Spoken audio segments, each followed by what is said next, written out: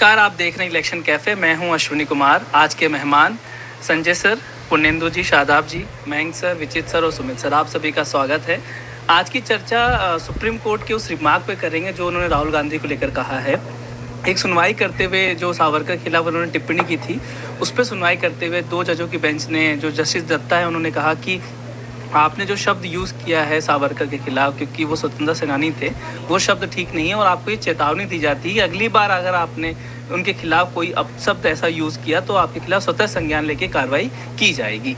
तो इस पे पहले सबसे पहले छोटा छोटा कमेंट हो जाए इस फैसले को, क्योंकि सावरकर को लेकर राहुल गांधी का स्टैंड देश भर में जहाँ पे भी जाते एक क्लियर रहता है, सिर्फ महाराष्ट्र में जाके थोड़ा सा वो बदल जाते हैं क्योंकि शिवसेना उनकी सहयोगी पार्टी है। क्या आपको लगता है कि ये टिप्पणी सुप्रीम कोर्ट की बोलना कि स्वतः संज्ञान लेके कार्रवाई की जाएगी, अब कहीं ना कहीं उनके स्टैंड को बदलना पड़ेगा, क्योंकि हर जगह वो सावरकर को लेकर बीजेपी पर ज़्यादा अटैक करते हैं? देखिए, राहुल जी क्या बोलते हैं वो राहुल जी ही समझते हैं, या उनके कुछ लोग जो हैं वो समझते हैं। राहुल गांधी एक चीज़ पे सुप्रीम कोर्ट में माफ़ी मांग चुके हैं, राफेल वाले मुद्दे पे, और रिटर्न अपॉलॉजी उस पर दी थी। इस पे सुप्रीम कोर्ट ने इस तरह की चीज़ नहीं की। लेकिन जो टिप्पणी है, और सुप्रीम कोर्ट की बात से मैं 100% सहमत हूँ। अब आते हैं राहुल जी क्या बोल रहे थे। राहुल जी ने एक जगह कहा कि मैं गांधी हूँ, मैं सावरकर नहीं हूँ, और काफ़ी जोश में बोला था। मैं बिल्कुल अग्री करता हूँ कि वो सावरकर नहीं हो सकते, लेकिन वो ये नहीं बताए कि कौन से गांधी हैं वो, क्योंकि आम लोग ये नहीं समझ पाते कि महात्मा गांधी वाला लीनिएज है या फिरोज गांधी वाला। और फिरोज गांधी का भी टाइटल गांधी नहीं था, वो मतलब एक तरह का दिया हुआ टाइटल था। गांधी जी ने उनको किसी समय प्यार से कुछ कहा तो वो चीज़ हो गई। दूसरी चीज़ ये है कि राहुल गांधी अपने परिवार का भी इतिहास नहीं जानते, देश का इतिहास, बाकी चीज़ तो छोड़ दीजिए, क्योंकि सुप्रीम कोर्ट ने उस बात की याद दिलाई जो लगातार बहुत सारे जगह पे कही जाती रही कि इंदिरा गांधी ने भी उनके लिए सम्मान, वो रिमार्केबल सन ऑफ इंडिया कहा था सावरकर के लिए। और दूसरी चीज़ ये थी कि इंदिरा गांधी ने पोस्टल स्टैम्प भी जारी किया था सावरकर जी के लिए। कोई भी अगर सावरकर को जानना चाहता है तो उसे जाना चाहिए एक बार पोर्ट ब्लेयर, और जाकर के देखना चाहिए सेल्युलर जेल क्या चीज़ है, काला पानी कहा जाता था। एक चीज़ और भी है कि आप जिस समय भी कोई भी इतिहास के, और सुप्रीम कोर्ट ने एक और बड़ी अच्छी चीज़ करी कि उन्होंने ये बताया कि गांधी भी योर सर्वेंट वो करके, और योर मोस्ट ओबीडियंट सर्वेंट करके, गांधी जी भी अपने लेटर में आपका वफादार सेवक। हाँ, अंग्रेजी में, चूंकि उस समय करस्पॉन्डेंस अंग्रेजी में था तो गांधी जी का भी तमाम करस्पॉन्डेंस उसी भाषा में। नेहरू जी ने शपथ जो ली थी वो थोड़ी मतलब भारत के संविधान की ली थी। संविधान तो 50 में है, उन्होंने भी जो शपथ ली थी वो तो क्राउन के लिए के नाम पे ली थी। तो ये चीज़ें बहुत इम्पोर्टेंट हैं हिस्ट्री को समझने के लिए और बाकी आने वाले चीज़ के लिए। और ये बहुत अच्छा किया जो सुप्रीम कोर्ट ने कहा। राहुल गांधी पे कितना असर होगा या कांग्रेस पे, मैं नहीं जानता। पुण्येंदु जी, असर होगा या, क्योंकि टोन ही वही है, वही पिच है उनकी शुरू से ही। नहीं अश्विन, मुझे लगता है जो सुप्रीम कोर्ट का एक डायरेक्शन आया है इसको लेकर के, देखिए इस पे बहुत सारे सवाल खड़े होंगे, क्योंकि ऐसा नहीं कि सिर्फ राहुल गांधी सावरकर के लिए लिखते हैं। बहुत सारे लोग हैं जो सावरकर के, देखिए दो पक्षों की बात होती है। एक तो वो जो उनका क्रांतिकारी पक्ष है, जब वो अंग्रेज़ों से लड़ते थे वो करते थे, बाद में जब जेल में गए उसके बाद एक दूसरा पक्ष भी है जो जिसमें उनके ऊपर आरोप लगता है कि उन्होंने माफ़ी मांगी और बाद में उन्होंने आज़ादी आंदोलन से हटने का काम किया, और एक उनके ऊपर आरोप है कि वो सांप्रदायिक लाइन वो फॉलो करने लगे। लेकिन सवाल सिर्फ बात सावरकर की नहीं, सावरकर स्वतंत्रता सेनानी थे तो गांधी जी, नेहरू या सरदार पटेल, बहुत सारे ऐसे क्रांतिकारी हैं जो स्वतंत्रता सेनानी थे। लेकिन आज किस तरह से जवाहरलाल नेहरू की फ़ोटोज़ या गांधी जी को लेकर जिस तरह के अपशब्द, ट्रोलिंग वो किया जाता है, बहुत सारे विवाद रोज़ कहीं ना कहीं निकाले जाते हैं, सवाल उन पर भी उठेंगे। तो ये बात सिर्फ राहुल गांधी तक नहीं रुकेगी। और देखिए, मुझे लगता है लोकतंत्र में कुछ चीज़ें डिबेट के लिए होती हैं। आप अगर कोई तथ्य के साथ कोई बात करता है, राहुल गांधी या कोई भी जो सावरकर की उस पार्ट का जो विरोधी है जिसमें उन्होंने अंग्रेज़ों से माफ़ी मांगी या वो कम्युनल लाइन की तरफ गए, तो मुझे लगता है कि वो एक आज़ादी होनी चाहिए, वो सबके लिए होनी चाहिए। शादाब, और फिर लौट के आइएगा तो मुझे हाँ ज़रूर, शादाब जी। जी देखिए, बिल्कुल देखिए ये जो सावरकर जिनको आरएसएस या जो राइटिस्ट हैं जिनको वीर सावरकर कहते हैं, तो देखिए उसमें कोई फैक्ट नहीं है कि उन्होंने माफ़ी मांगी थी अंग्रेज़ सरकार से, और कई कई उनके चिट्ठी है जो कि पब्लिक है, ऐसा नहीं है कि वो लोगों को नहीं पता है। देखिए, मैं जहाँ पे मुंबई में जहाँ पे ये इनके जो परिवार के लोग रहते हैं, मैं वहाँ गया था एक बार शूट करने, और मैंने उनका सारा देखा था। उनकी जीवनी को वहाँ प्रदर्शित किया गया था। एक पूरा उनकी याद में एक मकान बनाया गया है और उसमें सब कुछ उनके बारे में लिखा गया है और बताया गया है। देखिए, जो मुझे लगता है कि जो सावरकर थे, उनका जो सबसे कंट्रोवर्शियल जो उनका नाम आया, वो महात्मा गांधी का जब असैसिनेशन हुआ तो उसमें अप्रत्यक्ष रूप से उनका नाम आया था। मुझे नहीं पता कि वो कितना सही था, लेकिन ये भी फैक्ट है कि उस वक्त एक भीड़ ने भी उनके घर पे अटैक किया था। जब केसेस चले थे उस समय भी देश में गुस्सा था, तो जो कि सावरकर के खिलाफ भी वो गुस्सा था। तो जैसा इन्होंने कहा कि बिल्कुल उनका दो व्यक्तित्व था, जितना मैंने उनको पढ़ा है, समझा है। एक तो वो कि भाई इसमें कोई दो राय नहीं कि वो राष्ट्रभक्त थे, देशभक्त थे, इसमें तो कोई शक नहीं किया जा सकता है। लेकिन जो उन्होंने अंग्रेज़ों से माफ़ी मांगी। दूसरी बात यह है कि जो असहमति थी उनकी, जो खासतौर पर महात्मा गांधी से, जवाहरलाल नेहरू से, तो क्या उसके लिए हिंसा का सहारा लिया जाना ज़रूरी था? वो उनके ऐसे विचार थे जिसमें ऐसा लगता है कि वो इनके खिलाफ हिंसा को अप्रत्यक्ष रूप से सपोर्ट कर रहे थे। और सबसे बड़ी बात देखिए, महात्मा गांधी उन्होंने इस देश को आज़ादी दिलाई, उनके साथ तमाम लोग थे, और बहुत से ऐसे लोग भी थे जिस वक्त जो कि उसी जेल में थे, लेकिन उन्होंने अंग्रेज़ों से माफ़ी नहीं मांगी, लेकिन इन्होंने मांगी। तो मुझे लगता है कि ये एक चीज़ है जो कि उनको कंट्रोवर्शियल बनाती है। दूसरी बात ये कि देखिए, तमाम देश में राजनीतिक दल हैं जो उनके नाम पर वोट लेते हैं, तो राहुल गांधी को पूरा अधिकार है कि वो उन पर उंगली उठाएं।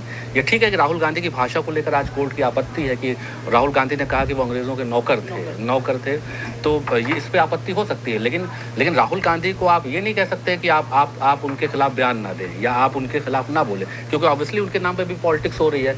महाराष्ट्र के तमाम राजनीतिक दल हैं जो कि उनके नाम पर वोट मांग रहे हैं, तो राहुल गांधी को अधिकार है कि वो उनका विरोध करें।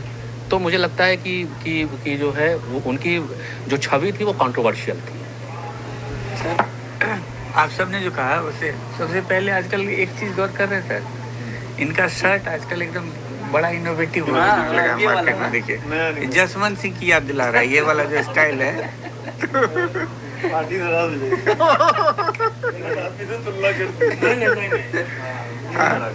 नहीं, अरुण जेटली होते तो नाराज। मोदी जी नहीं नाराज होंगे। वो तो बोल रहे थे जब कोमा में थे जसवंत सिंह, तभी बोल रहे थे कि मुझे हर हाल में जिंदा चाहिए। हाँ, हम ये बोलना चाह रहे थे कि हमने 0-0 कर दिया। आप सब ने जो कहा उससे एक चीज एकदम से क्लियर है कि मल्टी फैसेटेड पर्सनैलिटी थे वीर सावरकर। उनमें कुछ ऐसा चीज था जो हमको उसका नकल करना चाहिए अभी भी, और कुछ चीज़ था जो अवॉइड करना चाहिए। और ये हमको लगता है क्या है कि सारे हिस्टोरिकल फिगर कोई भी आप ले लीजिए, और उसके मतलब सिर्फ हिस्टोरिकल फिगर नहीं, प्रेजेंट वाले जितने लोग अभी हम लोग जो 6-7 लोग बैठे हुए हैं, हम सब में कुछ ब्लैक है, कुछ वाइट है, कुछ ग्रे मैटर है, और हम सेलेक्टिवली कुछ ब्लैक चीज़ को पिक कर ले और उसको हाईलाइट कर रहे हैं, और हमारे में जो अच्छा है उसको बिल्कुल इग्नोर करें। ये हम सब के साथ, किसी भी पर्सनैलिटी के साथ ये सही नहीं होता है। और इसमें दोषी जो है, चूंकि पॉलिटिकल स्पीच में हमेशा एक लाइन लेना होता है पॉलिटिशियंस को, तो वो एक लाइन लेके सिर्फ ब्लैक या सिर्फ वाइट या सिर्फ ग्रे मैटर को हाईलाइट करते हैं, जो उस पर्सनैलिटी के साथ अन्याय है। तो सुप्रीम कोर्ट का अगर ये बेंचमार्क बन जाता है क्या कि किसी भी पर्सनैलिटी के बारे में आप डिग्निफाइड तरीके से कमेंट दें, तो ये हमको लगता है कि बहुत अच्छी बात है। और राहुल गांधी और बाकी उनके कद वाले नेता को या उससे नीचे कद वाले नेता को भी फॉलो करना ही चाहिए। लैंग्वेज में आप एकदम से कुछ भी बोल दें, ये अधिकार किसी को नहीं है मेरे हिसाब से। ये जो सब लोगों ने कहा वो बात सही है, लेकिन सुप्रीम कोर्ट के प्रति बिना किसी किस्म का निरादर भाव रखे हुए राहुल आदर के साथ ये कहूँगा कि कभी कभी ऐसा लगता है जैसे व्यक्ति की अभिव्यक्ति पर, व्यक्ति की आज़ादी पर सवाल उठ रहा है। राहुल गांधी को ये हक उसी तरह से है, वो सही है या गलत है मैं बाद में बोलूँगा, कि वो सावरकर पर अपने बयान रखें। ये उसी तरह से है जैसे महात्मा गांधी से लेकर जवाहरलाल नेहरू तक तमाम फप्तियाँ कसी जाती हैं और ऐसी बातें उनके बारे में कही जाती हैं जो बेलो द बेल्ट होता है, लेकिन उस समय अदालत चुप रह जाती है। अदालत उस समय रह जाती है तो ये भी बोल सकते। मैं ये बार बार मानता हूँ कि बोलना नहीं चाहिए। आप जैसा कि मयंक जी ने कहा कि आप उनके किसी भी व्यक्तित्व को संपूर्णता मिले।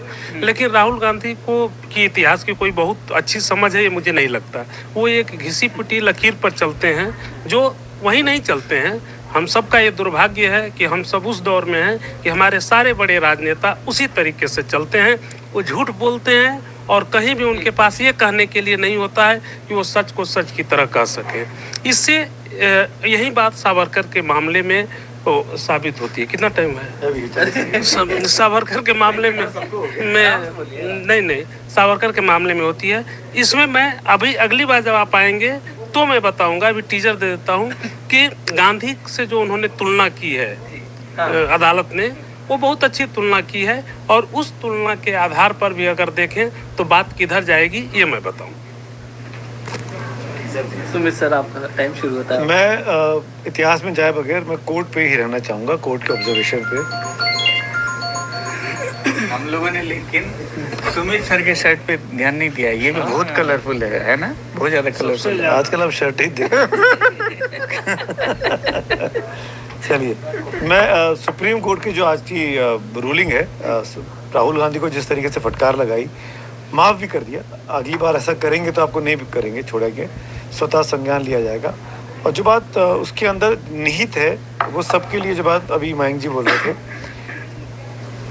हर व्यक्ति के ऊपर अब ये लागू होगा। अगर सुप्रीम कोर्ट स्वतः संज्ञान लेगा कि स्वतंत्रता सेनानियों के लिए आपने किस तरह की भाषा का, किस तरह के शब्दों का चयन किया है सार्वजनिक डोमेन में, तो सुप्रीम कोर्ट सबको लताड़ेगा। तो अब सुप्रीम कोर्ट ने अपने गेंद पाले में गेंद खुद रख ली है। उन्होंने कहा ये गेंद हमारे पास आ गई, अब हम तय करेंगे किसको सज़ा देनी है, किसको नहीं देनी है। तो जो बात अभी विचित्र जी बोल रहे थे, ये अब आने वाले दिनों में पता लगेगा कि जब आप फब्तियाँ कसेंगे और नेताओं पे और टिप्पणियाँ की जाएंगी, तब सुप्रीम कोर्ट का ऑब्जर्वेशन क्या होता है। दूसरी चीज़, मैं ये बात कहना चाह रहा था, क्योंकि मैं लास्ट में नंबर आया तो सब चीज़ें निकल गई हैं।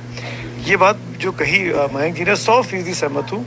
किसी भी व्यक्तित्व के कई सारे पहलू होते हैं और जब कोई व्यक्तित्व किसी राजनीति के केंद्र में आ जाता है तो राजनीति करने वाले लोग अपने स्वार्थ से, अपने चश्मे से उसको देखते हैं। तो राहुल गांधी की राजनीति इसी बात पर है कि सावरकर साहब जो थे वो माफ़ी वीर थे। राहुल गांधी की पार्टी की राजनीति यही बात पे है कि उन्होंने अंग्रेज़ों की पेंशन ली, वो अंग्रेज़ों के साथ कॉम्प्रोमाइज़ करना चाहते थे, वगैरह वगैरह वगैरह। मैं राहुल गांधी जी से तब भी मैंने कई बार पूछा और फिर पूछना चाहूँगा कांग्रेस के नेताओं से कि आपकी तो 65 साल, कितनी 75 में से 60-65 साल कांग्रेस की सरकारें रहीं। सेलुलर जेल तो कब से बनी हुई है, वहाँ पर उनके जो याद करने की चीज़ें हैं, उनकी जो जेल थी सावरकर साहब की, जिसको अडवाणी जी के समय में, वाजपेयी जी के समय में ज़्यादा प्रोमिनेंस में लाए, लेकिन वो जहाँ उनके पहले भी जो लोग सेलुलर गए, बताया जाता था कि इस वाले सेल में सावरकर साहब को रखा गया था। उतना उसको सजाया नहीं गया था, उतना वो टूरिस्ट स्पॉट नहीं था। उनकी सरकार ने बंद क्यों नहीं कर दिया? जब कांग्रेस की सरकार थी 60-65 साल का एक्सेस बंद कर देते, सावरकर का नाम भी इतिहास से मिटा देते। कैसे मिटा पाएंगे? आप नहीं मिटा पाएंगे ना। अगर आप सावरकर साहब का नाम मिटाने जाएंगे तो आप राजनीति कैसे करेंगे? आपको अपनी कहानी में एक विलन चाहिए। राहुल गांधी और कांग्रेस पार्टी के लिए आरएसएस की विचारधारा, वीर सावरकर, हेडगेवार साहब, ये कहानी के विलन हैं। उनको विलन दिखा दिखा के ये खुद हीरो बनते हैं। इसीलिए जब आज सुप्रीम कोर्ट ने, जो बात अब विचित्र जी ने टीजर दिया है, मैं खुद सुनना चाहूँगा कि जब महात्मा गांधी का नाम ले लिया कि उन्होंने मोस्ट आपका सबसे कौन सा सेवक, वफादार सेवक कह लीजिए, नौकर कह लीजिए, ओबीडियंट सर्वेंट लिखा होगा, जो बात है उसका सर्वेंट का ट्रांसलेशन कुछ भी हो सकता है हिंदी में, सेवक भी और नौकर भी। तो जब सुप्रीम कोर्ट ने वो बात कही है, तब राहुल गांधी क्या कहना चाहेंगे? इंदिरा गांधी ने चिट्ठी लिखी, ये भी सुप्रीम कोर्ट ने कहा अंग्रेज़ों को, तब उस पर क्या कहना चाहेंगे? खुद उनके दादाजी जवाहरलाल नेहरू, दादाजी लगे ना, उनके कैसे संबंध रहे माउंट बेटन की फैमिली के पर नाना माउंट बेटन की फैमिली के साथ, वो उस पर क्या कहना चाहेंगे?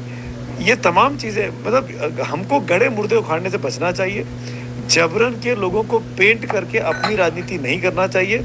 इस कहानी से मुझे सिर्फ इतनी शिक्षा मिलती है। विचित सर, बड़ा हो गया सवाल। हाँ नहीं, एक चीज़ बस पूछना था, आखिर राहुल गांधी और जो स्वतंत्रता सेनानी उनके खिलाफ इतना प्रखर नहीं होते हैं,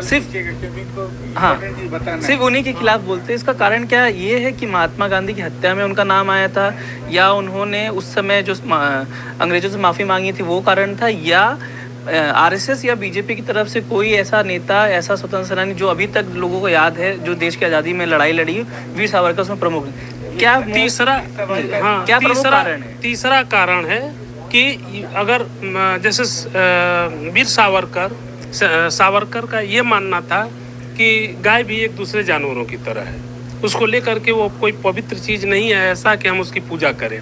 फर्ज कीजिए इस बात को उठा करके, और अगर बीजेपी और आरएसएस ये कहते कि नहीं सावरकर तो किसी काम के नहीं थे, तब राहुल गांधी को दिक्कत नहीं होती, क्योंकि ये राजनीति है। एक आदमी जिसको एक विचारधारा जिसको हीरो मानता है तो आप विलन मानते लगते, लेकिन ये लगता है कि ये बहुत सरलीकरण है, ऐसा होना नहीं चाहिए। अब बात आती है कि राहुल गांधी ने खुद एक बार लोकसभा में कहा था कि मैंने अपनी दादी से पूछा था, तो उन्होंने कहा कि नहीं, मैंने सावरकर के बारे में ऐसा कुछ नहीं कहा। जो कुछ दस्तावेज में है उसके बारे में राहुल गांधी को ये बात नहीं करनी चाहिए थी, वो बात बहुत बचकानी लगी थी। एक तो जिस समय इंदिरा गांधी की हत्या हुई थी, राहुल गांधी 14 साल के थे। हमें नहीं लगता कि 14 साल के राहुल गांधी इतने बड़े इतिहास के ज्ञाता या इतना परिपक्व थे कि वो उस समय भी समझते थे कि सावरकर बहुत बड़े माफी वीर थे और इसीलिए उनके बारे में हमें अपनी दादी से क्लियर कर लेना चाहिए। तो ये एक हुआ। तीसरी बात, मैं अपनी ये घटना बताता हूँ। मैं उस समय 14-15 साल का रहा हूँगा, 88-89 की बात है। राजीव गांधी का कार्यकाल खत्म होने जा रहा था और उस समय एक नारा चला था, मेरा भारत महान। मेरे घर पर एक मैगजीन आई थी सरकारी, मैं नाम भूल गया, उसमें सावरकर पर भी एक चैप्टर था जिन्होंने देश के लिए लड़ा था, देश के लिए जो लड़े थे, और उसमें चाफेकर बंधुओं वगैरह का भी था। मैं पहली बार चाफेकर बंधु का, सावरकर का नाम तो पहले सुना था, लेकिन चाफेकर बंधु का नाम मैंने पहली बार उसमें सुना कि कैसे ये लोग देश के लिए लड़े। तो वो कांग्रेस के समय में ही पत्रिका आई थी और राजीव गांधी के समय में ही आई थी। तो मुझे लगता है कि राहुल गांधी को इस मामले में थोड़ा संयम रखना चाहिए। अब दूसरी बात कि सुप्रीम कोर्ट ने जो कहा कि गांधी ने भी उनको वफादार, आपका वफादार सेवक कहा, लिखा चिट्ठी में, एक और फर्क है इसमें। गांधी ने कभी भी किसी से माफी नहीं मांगी। गांधी जब गए थे यहाँ पर, जब नीलहे आंदोलन चल रहा था बिहार में, सविनय अवज्ञा सब, तो उस आंदोलन में गांधी जब कोर्ट में गए तो अदालत ने कहा कि आप इसके लिए दोषी ठहराए जाते हैं। तो गांधी ने कहा कि हाँ, ये मुझे स्वीकार है। तो उन्होंने कहा कि आप इसमें लिखित में माफ़ी मांग करके छूट सकते हैं। बोला कि नहीं, आपने हमें दोषी ठहराया है, मैं दोषी नहीं मानता। आप दोषी मानते हैं तो आपका कानून जो हमें सजा देती है वो दे। हर जगह गांधी ने ये किया। गांधी अपनी जिद पर राजनीति करते रहे। एक चीज़ और है। दूसरी बात कि गांधी और सावरकर दोनों बहुत इंटरेस्टिंग तरीके से पहली बार मिले थे। 1909 में लंदन में इंडिया हाउस में सावरकर उस समय रहते थे और गांधी उस समय दक्षिण अफ्रीका में उनका आंदोलन चल गया था, लोग उनको जान गए थे और वो उस समय गए हुए थे। जहाँ से लौट करके आए तो हिंद स्वराज लिखा और उन्होंने जा करके सावरकर से मुलाकात की इंडिया हाउस में। सावरकर उस समय प्रॉन तल रहे थे। उन्होंने गांधी से को पेश किया कि खाना खाइए। गांधी ने कहा कि मैं तो शाकाहारी हूँ। तो उन्होंने कहा कि शाकाहारी होकर के कैसे देश के लिए लड़ोगे। सावरकर से गांधी बड़े थे उम्र में, लेकिन उसी दिन गांधी को भी लग गया था, सावरकर को भी, कि हम लोगों के मिजाज एक नहीं है। गांधी का जो मिजाज उस समय था, गांधी उसी मिजाज पर चले। सावरकर ने समय के साथ परिवर्तन किया। सावरकर की अपनी ये रणनीति हो सकती है, हम उसमें नहीं जाएंगे, क्योंकि कई बार माफ़ी मांगना किसी व्यक्ति के लिए रणनीति का हिस्सा भी होता है कि हम वहाँ पर सेलुलर जेल में मर खप जाएंगे, उससे क्या करेंगे, हम कुछ और करेंगे। सावरकर की लड़ाई जो थी वो पूरे देश की आज़ादी की लड़ाई की जगह 1924 में रिहा होने के बाद वो हिंदुत्व की लड़ाई, हिंदू धर्म की लड़ाई हो गई थी, हिंदुत्व की लड़ाई हो गई थी। गांधी की लड़ाई सारे देश की थी, बल्कि मैं कहूँगा कि सारी मानवता की थी। तो ये दोनों में एक बुनियादी फर्क है। दूसरी बात कि आप देखिए कि 1942 में जिस समय भारत छोड़ो आंदोलन हुआ, चाहे जितनी भी लड़ाई हुई, उस राउंड थोड़ा सा बीच में कर ले। हाँ, क्योंकि बस एक लाइन खाली कर। हाँ नहीं, इसके बाद आप ही बोलिएगा सर, बस खाली। तो मेरा ये कहना है, बस मैंने इसीलिए कहा कि दोनों के वफादार सेवक होने में या लिखने में जो बुनियादी फर्क है, बस मैंने इसी को चिन्हित किया। नहीं, बहुत अच्छा बुनियादी फर्क है। इस बुनियादी फर्क में अगर आप ये भी बता देते कि क्या गांधी जी कभी सेलुलर जेल गए या कोई कांग्रेस का नेता गया तो बहुत अच्छा होता। इस बुनियादी फर्क में ये भी बता देते कि गांधी जी जब जेल गए तो आगा खान पैलेस में रहते थे, ये भी बता देते तो अच्छा होता। ये भी बता देते कि जब सेलुलर जेल से सावरकर आए तो उनके स्वास्थ्य की क्या स्थिति थी। अब यहाँ 3-4 चीजें तो आप नहीं आप एक मिनट एक मिनट सर, आप बोल रहे थे, मैंने कुछ नहीं बोला। नहीं एक मिनट खाली सुन लीजिए, क्योंकि मेरे पास बहुत समय नहीं है, नहीं तो मैं रुकता। गांधी अपने मन से नहीं बोले थे कि हमको तुम आगा खां पैलेस में रखो और यहाँ रखो। तो क्यों अंग्रेजों ने उन पे ये मेहरबानी करी? नहीं क्यों करी? आप देखिए अंग्रेजों की तरफ से जब देखिए आप इधर से सवाल उठाते हैं अंग्रेजों को लेकर के, तो सर एक सेकंड खाली कि अंग्रेजों की तरफ कि अंग्रेज उन पर क्यों मेहरबानी किए। अंबेडकर कहते हैं कि उन पर ब्राह्मण और क्षत्रिय और सवर्ण क्यों मेहरबानी किए। सावरकर और जो हिंदुत्व वाले बोलते हैं कि मुसलमान उन पर क्यों मेहरबान। गांधी सबकी धुरी में थे, जो इस देश को सबसे अच्छे से समझता था, और जिस व्यक्ति को खुद प्रधानमंत्री और आरएसएस चीफ वो सब लोग बोलते हैं कि उससे महान व्यक्ति कोई नहीं हुआ। अभी थोड़ी देर पहले आप कह रहे थे अभिव्यक्ति की आजादी है, तो मुझे भी थोड़ी आजादी। आपको पूरी आजादी है, पूरी आजादी। सॉरी मैं आजादी में अगर खलल हुआ तो मैं शब्द वापस तो नहीं लूंगा, लेकिन बोलूंगा नहीं। जब कंपैरिजन जब करते हैं तो पूरी तरह से करिए, पूरा सत्य बताइए, उसके बाद कंपैरिजन कीजिए। उसके पहले ये कहा गया कि वहाँ, मैंने इसीलिए कहा कि कोई इतना, जब ये क्यों हुआ,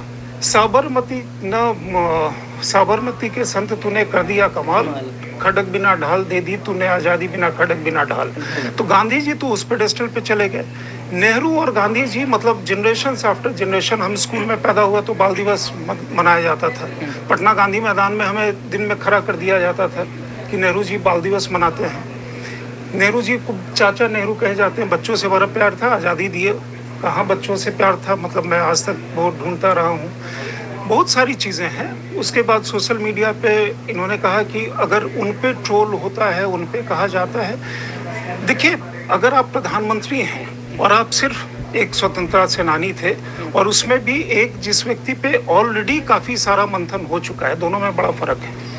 जब आप प्रधानमंत्री होते हैं तो आपका स्टेचर, या कोई भी पद आप लेते हैं, मंत्री होते हैं या किसी स्टेट के चीफ मिनिस्टर होते हैं या उस तरह के पद पे जाते हैं, तो आपका स्क्रूटनी का आपके बहुत सारे कार्य क्षेत्र से बदल जाता है। वहाँ और लोग गए, वो उन्होंने माफ़ी नहीं मांगी। ये तो बड़ा विचित्र बात है। शादाब जी थोड़ा चेक कर लीजिएगा कि वहाँ मतलब किस तरह के सिचुएशन थे। उनके भाई भी वहीं थे, सावरकर के भाई। एक और चीज़ बार बार कही गई कि मैं चाहूँगा कि मतलब 2-3 व्यक्ति उस पर बोले कि पर्सनालिटी के शेड्स होते हैं, ग्रे, वाइट, ब्लैक। 100% सहमत हूँ। कौन सा शेड भारी होता है ये बताने की जरूरत है। तो मैं निवेदन करूँगा कि बताइए सावरकर का कौन सा शेड आपको पसंद है, तब फिर चर्चा बढ़ेगी कि उनमें ये भी था पक्ष, ये भी था पक्ष, ये भी थी। तो खिचड़ी बनाने वाली बात होगी। अरे चावल परसिए, दाल परसिए, सब्जी परसिए, और फिर बताइए। ठीक है, तो ये बताइए कि ठीक है, मेरा ही था, इसीलिए हम जवाब देंगे उसका। हाँ, ठीक है, उसमें ये बताइए कि कौन सा शेड पसंद है। तीसरी बात इन्होंने कही कि कम्युनल ओवरटोन हो गया। मतलब अगर आप कोई भी बात कर रहे हैं, गांधी जी का बहुत सारा, इस समय मैं नहीं जाऊंगा कि उन्होंने पार्टीशन के समय तक हिंदू मुस्लिम के बारे में क्या कहा था, लेकिन अगर कोई गांधी जी के बाद से मत भिन्नता रख करके अगर किसी समय हिंदू की बात करता है तो कम्युनल हो गया। ये कमाल का, मतलब उस समय से जो चला रहा है ना फिलॉसफी और नैरेटिव, वो बड़ा कमाल का है। वो कम्युनल हो गया, और कम्युनल वो बातें करने लगे या पॉलिटिक्स करने लगे, बाकी चीज करने लगे। तो इस पे थोड़ा सा बता दीजिए कि उनका कौन सा शेड पसंद है, कौन वाला शेड ब्लैक है, कौन वाला शेड व्हाइट है, कौन वाला शेड ग्रे है। तो एक जवाब ये देंगे, एक जवाब ये। पहले मैं देखिए, मेरी बहुत लिमिटेड जानकारी है, इसीलिए हम एकदम से बड़ा स्टेटमेंट नहीं दे सकते कि उनका कौन सा शेड जो है बहुत डोमिनेंट था।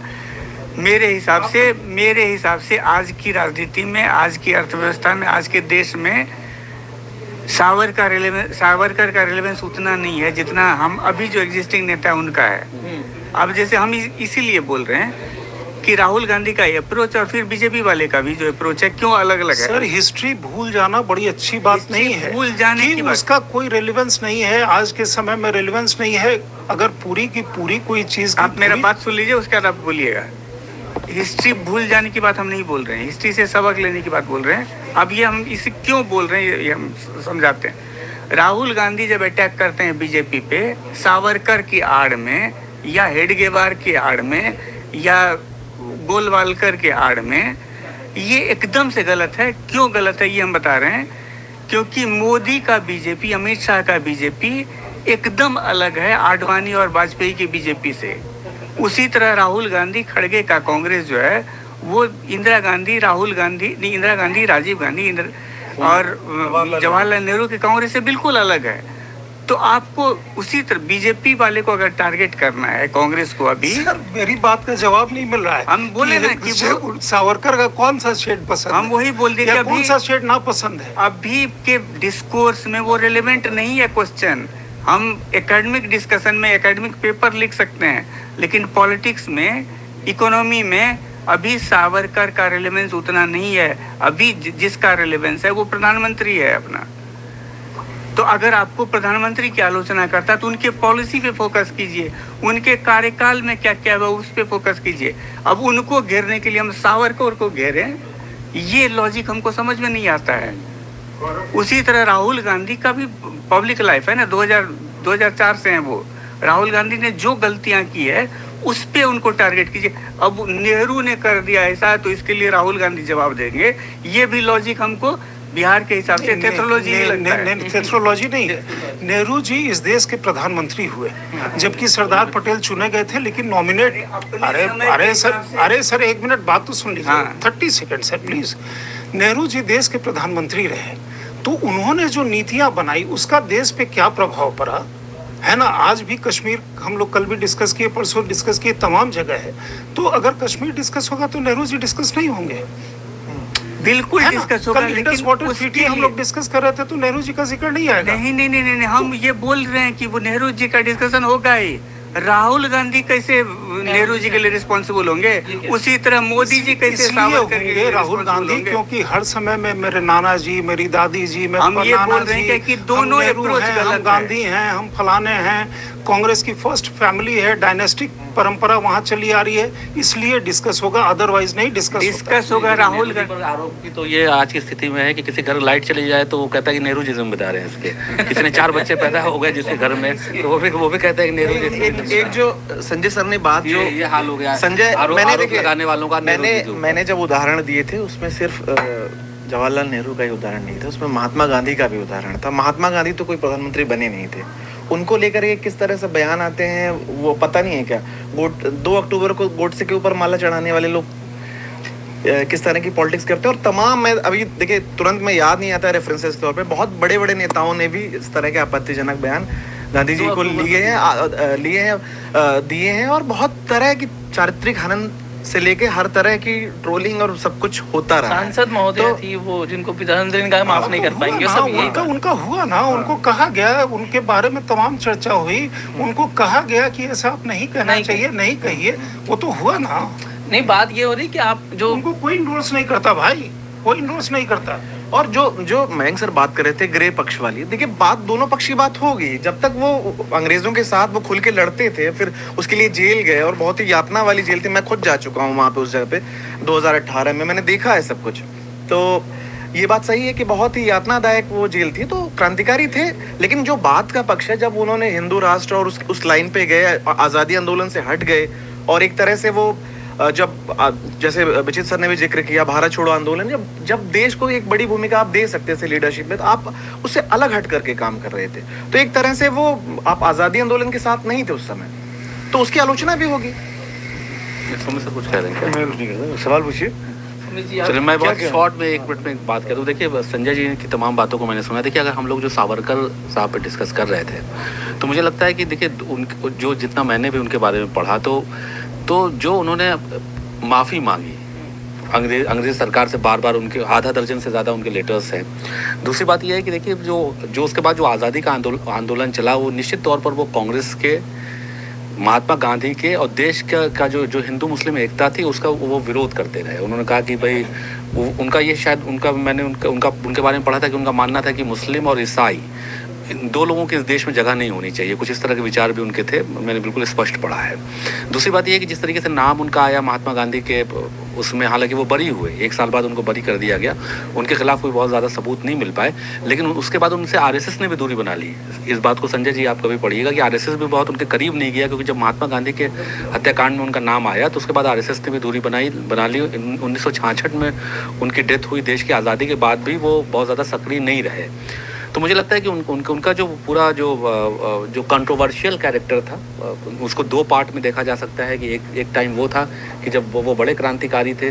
दूसरे उनके जीवन का वो अंश है जिसमें वो बिल्कुल बहुत ही ज़्यादा जो है वो एग्रेसिव थे, एक हिंदू राष्ट्र को लेकर, महात्मा गांधी के खिलाफ, कांग्रेस के खिलाफ। तो मुझे लगता है कि राहुल गांधी ने अगर कुछ कहा है, उनके इस बयान से तो बिल्कुल ठीक है कि मैं सहमत नहीं हूँ, लेकिन राहुल गांधी को पूरा अधिकार है कि वो उनके ऊपर सवाल करें, क्योंकि उनकी विचारधारा को लेकर लोग वोट मांगने जाते हैं। दूसरी बार आपने जवाहरलाल नेहरू की बात कही, आप तमाम नेताओं के बयान सुनेंगे, वो आज भी जवाहरलाल नेहरू छोटी छोटी बातों के लिए वो जवाहरलाल नेहरू को कहते हैं, जिम्मेदार ठहराते हैं। कुछ भी बात हुई जवाहरलाल नेहरू जवाब दें। अभी ये समस्या आ गई, जवाहरलाल नेहरू जवाब दें। अरे भाई, नेहरू जी कहाँ तक जवाब देंगे?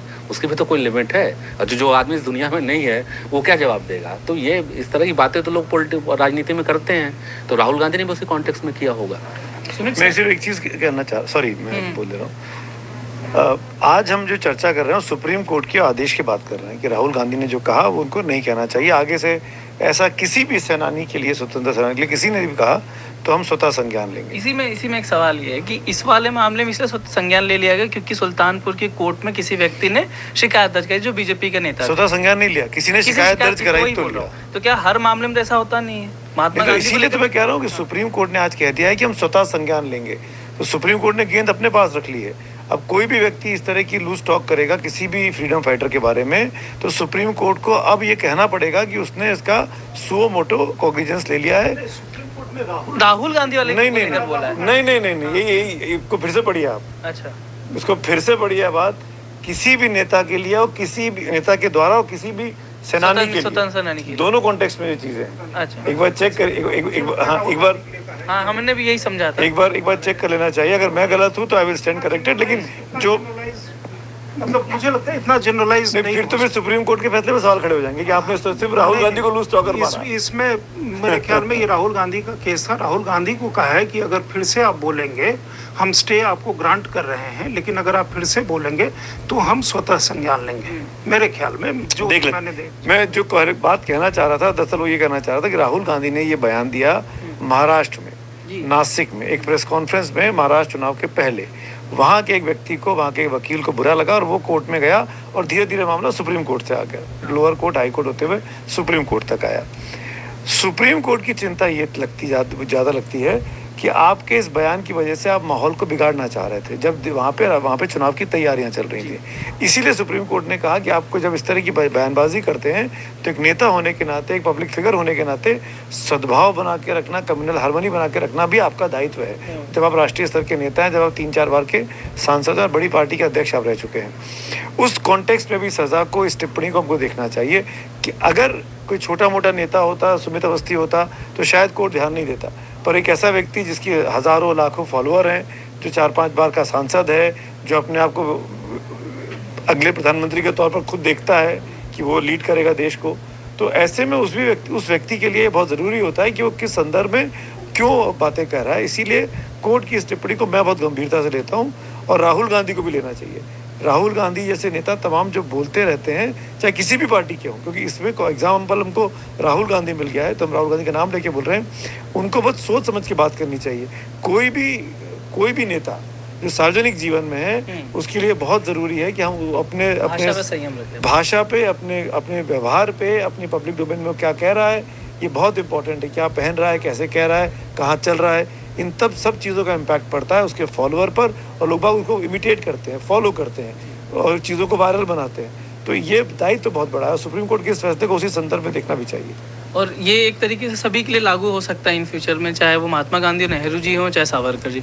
आज की चर्चा ही खत्म करते हैं, कल मिलते हैं किसी और विषय के साथ। तब तक के लिए धन्यवाद।